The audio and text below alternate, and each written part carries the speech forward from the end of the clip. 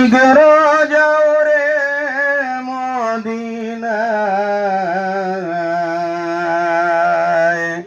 আমরার সালাম পৌঁছাই দিও জিন্দা নবীর পাক রওজায়। আল্লাহ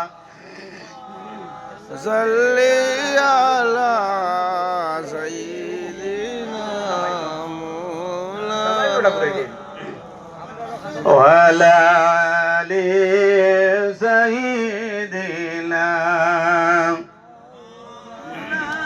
লা ইলাহা ইল্লাল্লাহ, লা ইলাহা ইল্লাল্লাহ, লা ইলাহা।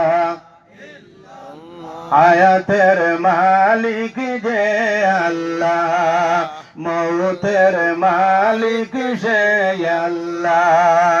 হায়াতের মালিক যে আল্লাহ, মৌতের মালিক সে আল্লাহ।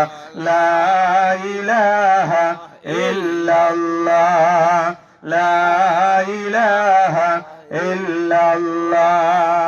সুবহানাল্লাহ ওয়ালহামদুলিল্লাহ ওয়া লা ইলাহা ইল্লাল্লাহ। জমিনের মালিক যে আল্লাহ, আসমানের মালিক সে আল্লাহ। জমিনের মালিক যে আল্লাহ, আসমানের মালিক সে আল্লাহ।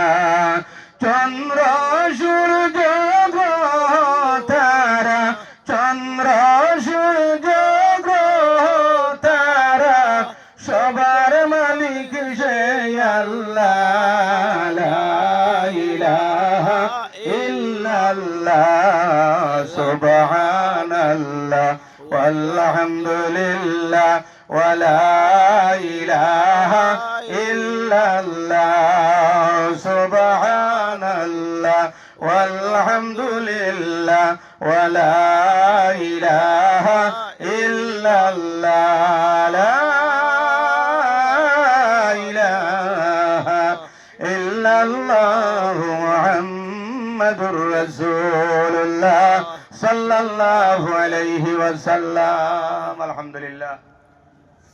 আজকের এই হুজব ও খোলার ফুতা ইমামবাড়ি জামে মসজিদের বাৎসরিক ওয়াজ মাহফিলের সম্মানিত সভাপতি সাহেব, সম্মানিত এতদ অঞ্চলের এবং বিভিন্ন জায়গা থেকে আয়োজিত হযরত উলামায়ে কেরাম, সম্মানিত মুরব্বিয়ানে আযম, যুবক সমাজ, মসজিদ মক্তবের স্কুল কলেজের ছোট ছোট ছাত্রছাত্রীরা, বাড়ির পর্দা থাকা আমার পর্দানিশী মা ও বোনেরা, আল্লাহ তাবারক ওয়া তাআলার অসংখ্য শুকরিয়া যে রব্বুল আলামিনে আজকে এই জায়গার মধ্যে সকাল থেকে লইয়া এখন পর্যন্ত দিনী আলোচনার মধ্যে আপনারা কিছু সংখ্যক মঞ্চরে আল্লাহ উপস্থিত হওয়ার তৌফিক দিছেন। কোরআন এবং হাদিসের আলোচনা আপনারা বসিয়া শুনতে আসুন। আমরা প্রত্যেক আল্লাহর কাছে একবার শুকরিয়া আদায় করে হোক আলহামদুলিল্লাহ। আলহামদুলিল্লাহ। সম্মানিত হাজিরিন, ঠান্ডাও আজকে একটু বেশি মনে হয় নাকি? গতিকে ঠান্ডার মৌসুমও আপনারা মাটির মধ্যে বোয়াত আর আমরা চেয়ারও বোয়াত। মনে মনে হইবা বলে তাই তাই তো বাক্কা আমরা থেকে একজোড়া আরামে বোয়াত, ঠিক না নি আমার বুজুর্গ?